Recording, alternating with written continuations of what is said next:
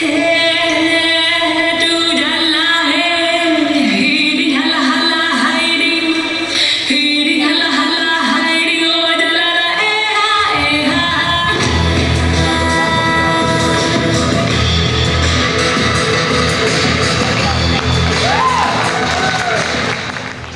warahmatullahi wabarakatuh. Alhamdulillahirrahmanirrahim. Wassalatu wassalamu ala asrofil anbiya'i wal mursalin Sayyidina Muhammadin wa ala alihi wa sahbihi ajma'in, amma ba'du. Terima kasih kepada komunitas Sukses Mulia. Saya sepakat dengan komunitas ini karena kami dari Wong Solo Group juga sukses itu bukan hanya untuk dirinya sendiri, tapi sukses itu adalah seperti Islam yang saya anut adalah rahmatan lil alamin, insyaallah. Baik mas, mungkin sedikit saya sampaikan. Wong Solo Group didirikan oleh Pak Poswo Wartoyo, abang saya itu tahun 91. Wong Solo itu berdirinya di Medan, bukan di Solo.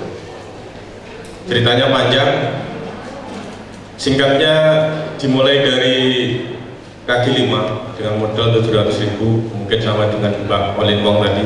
Jadi kita bukan keturunan konglomerat, tapi kita turunan rakyat. Kemudian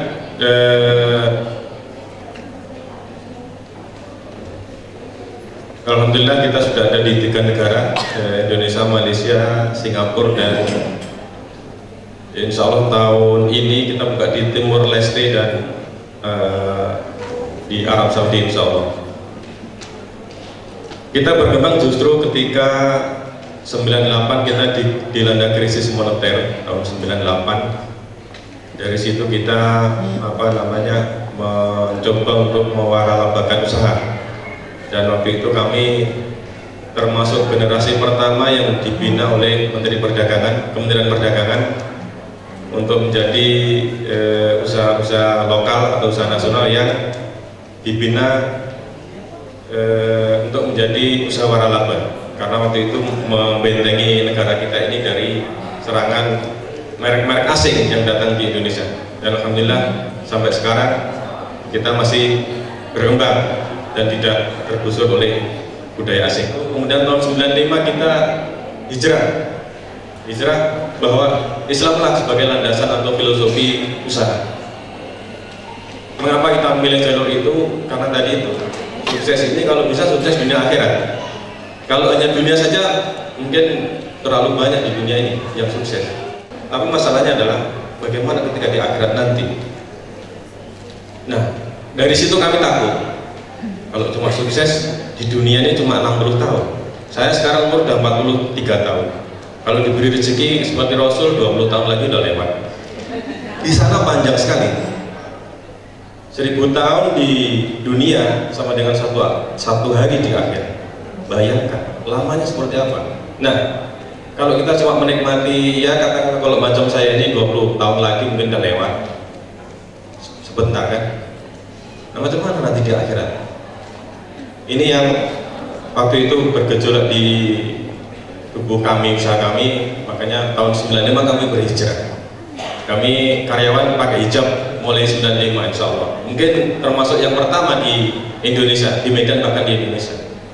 Banyak juga yang menentang, karena kebetulan customer kami ada yang Batak, ada yang Chinese, ada yang macam-macam lah. Kalau pakai jilbab nanti gimana kira-kira? Orang menolak apa enggak kan gitu. Karena kami sudah bertekad, kalau Allah memberi kesempatan kepada kami untuk tetap jalan, ya alhamdulillah. Kalau enggak pun enggak apa-apa. Minimal kita sukses akhirat. Itu kira-kira filosofi kami. Dan alhamdulillah apa yang dikhawatirkan orang, kalau karyawannya pakai jilbab, begini-begini itu nanti orang enggak pada datang. Alhamdulillah sampai sekarang juga saudara-saudara kita yang non-muslim tidak ada masalah. Ya, jadi ternyata hukum Allah itu di atas segala hukum manusia. Itu yang sampai percaya sampai sekarang.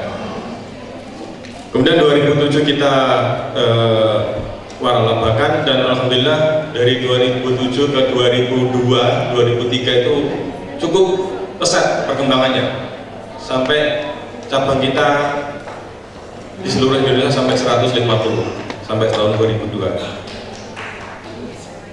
Kemudian alhamdulillah tahun 2002 ada ujian dan kita bersyukur juga itu ada flu burung. Dari yang 150 outlet tinggal 20 outlet, Pak. Sedih memang. Sedih. Tapi karena kita sandarannya itu Allah, ya, walaupun kita ditimpa musibah seperti itu, dan tetap yakin bahwa ujian ini akan membawa satu berkah, membawa jalan keluar. Intinya adalah gigih, tekun, sabar, tawakal ala Allah. Sampai di internet kalau Bapak Ibu sekalian, adik-adik sekalian searching, ada wong Solo bangkrut, itu memang betul. Tahun 2002 memang bangkrut dalam arti tanda petik ya, bukan bangkrut habis tidak. Tapi kita yakin bahwa Allah, ini kita bicara yakin ya, pasti tidak akan membiarkan orang yang selama ini berbuat untuk orang lain. Jadi kalau kita jatuh itu tidak sampai tertimpa tangga. Kalau jatuh tetap ada yang menyangga. Insya Allah seperti itu. Jatuh, mau jatuh gini tetap disangga. Itu apa? Ada doanya anak yatim, ada doanya orang miskin, ada doanya tangga kanan kiri. Itulah yang menyaga kita. Kalau kemampuan kita sangat-sangat terbatas. Tapi doa-doa dari kaum duafa, dari anak yatim, orang miskin, yang menjadi tanggung jawab kita, itulah yang menyelamatkan kita. Insya Allah seperti itu. Kemudian dari 25 outlet itu kita jadi berpikir, ada kreativitas, kita membuat beberapa merek yang dalam grup Wong Solo ini. Ada ayam penyet Surabaya, ada ayam kaki lima, ada iga bakar, ada mie Jogja, macam-macam. Itulah grup kita. Nanti akan kita sampaikan. Next Mas. Inilah yang perkembangan kita dari kecil kaki lima, kemudian naik menjadi 105. Yang ke atas itu outlet Pak.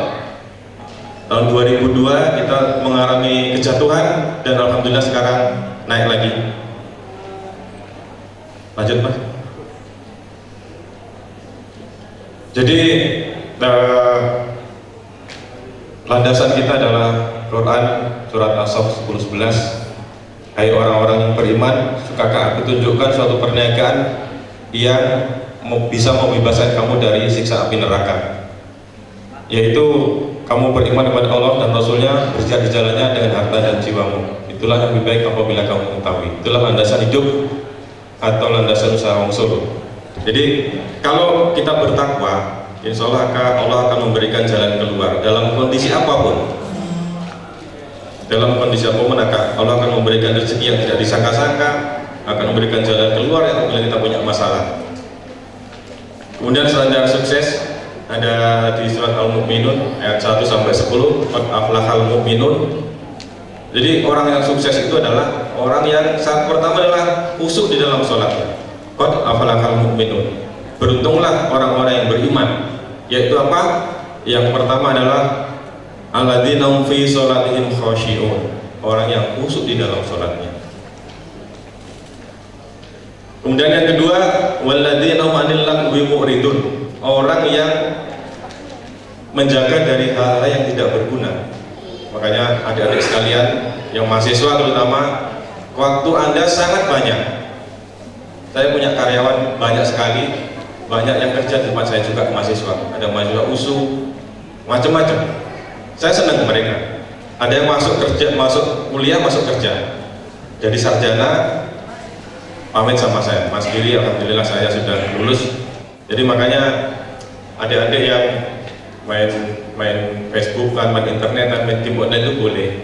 Cuman ada waktu-waktu yang sebenarnya sangat bisa digunakan untuk berproduktivitas seperti Mbak Walin tadi. Kemudian yang ketiga, walladzina hum li zakati fa'ilun. Ya, jadi zakat itu memang atau berbagi itu memang sangat-sangat diperintahkan dalam Islam. Kalau Anda berbagi, saya jamin sukses. Itu yang sudah kita alami. Jadi Kalau kami nanti di bawah itu ada mas, paling bawah mungkin waralaba dari situ. Itu kalau kami kan kerjasama Pak. Jadi 90% outlet kami itu sekarang ini sekitar 170 outlet seluruh Indonesia. 90% adalah kerjasama. Di klausul perjanjian itu kita sebutkan 40% untuk sohibul mal atau pemodal, 60% untuk sohibul mal, 10% untuk zakat, infak, dan sedekah, 30% baru untuk kami.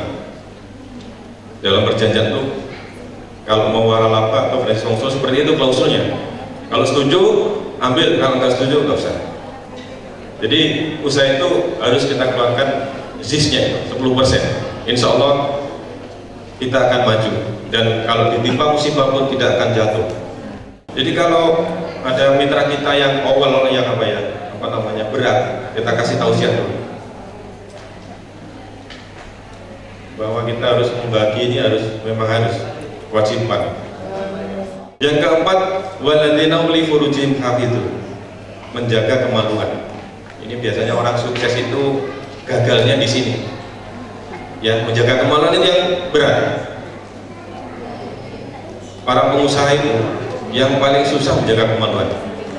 Terus terang saja. Karena godanya sangat besar. Apalagi kita sering ke jalan seluruh Indonesia, jalan kemana-mana, uangnya banyak. Di sini bukan kelompok, tapi uangnya banyak. Di mana-mana tersedia.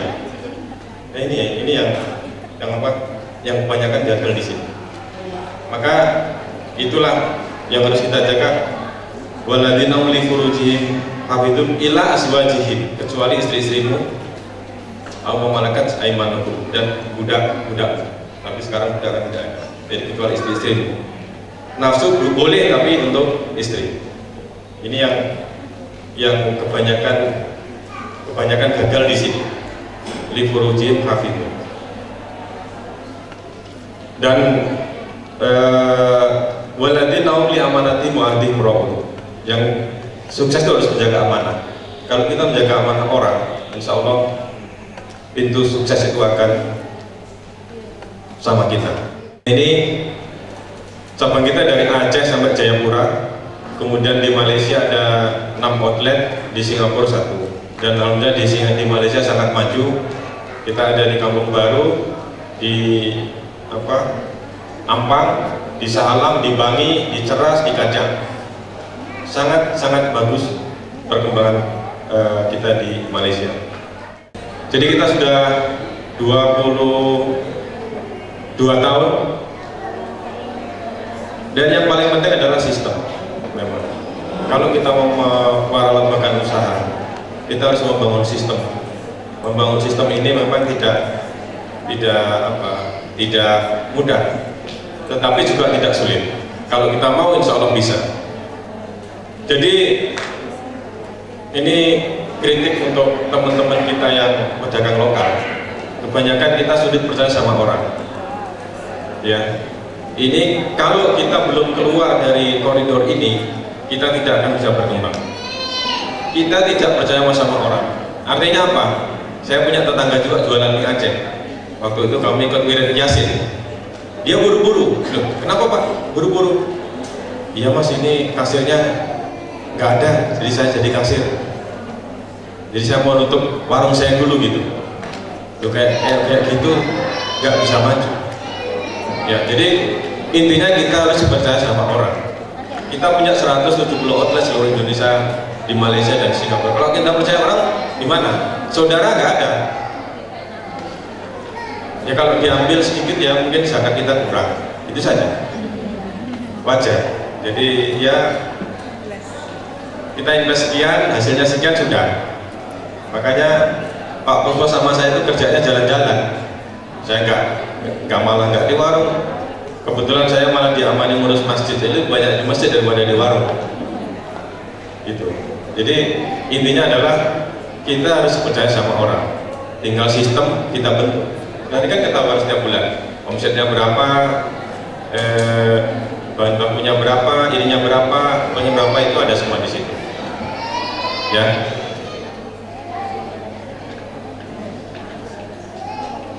Syarat untuk bisa kita waralamakan atau kita franchise-kan usaha itu ada 5. Yang pertama adalah unik.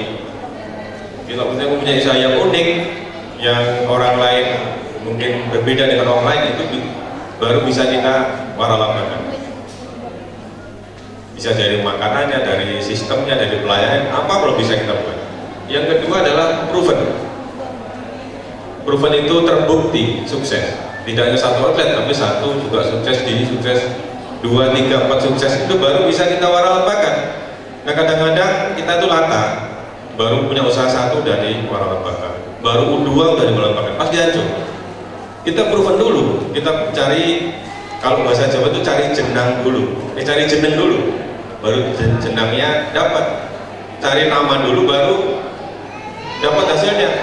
Jangan cari cari hasil dulu baru nama belakangan, pasti hancur.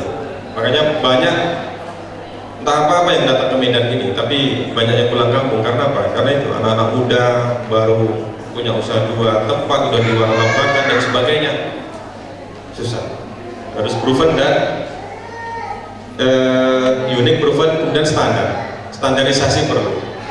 Standarisasi ini sistemnya, artinya makan di sana juga rasanya sama, sini juga sama, salah satu pelayanannya sama, karakternya sama, ciri khasnya sama. Mungkin tidak sama persis, kalau makanan mungkin ya 90% ya oke. Transferable dan menguntungkan. Usaha bisa diwaralamakan kalau menguntungkan, kalau nggak menguntungkan juga susah. Kemudian kita garansi. Asal ikut sistem kita garansi. Gitu. Lanjut Mas. Sudah. Jadi intinya adalah bahwa kalau kita sudah niatkan sukses dunia akhirat, itu mudah-mudahan Allah akan ridho kepada kita, ada usaha kita. Sukses hanya di dunia percuma. Jadi saya sepakat dengan KSM, sukses mulia yang di hadapan manusia dan juga di hadapan Allah. Kalau di hadapan manusia saja percuma, kalau di hadapan Allah kita hina. Baik, terima kasih. Assalamualaikum warahmatullahi wabarakatuh.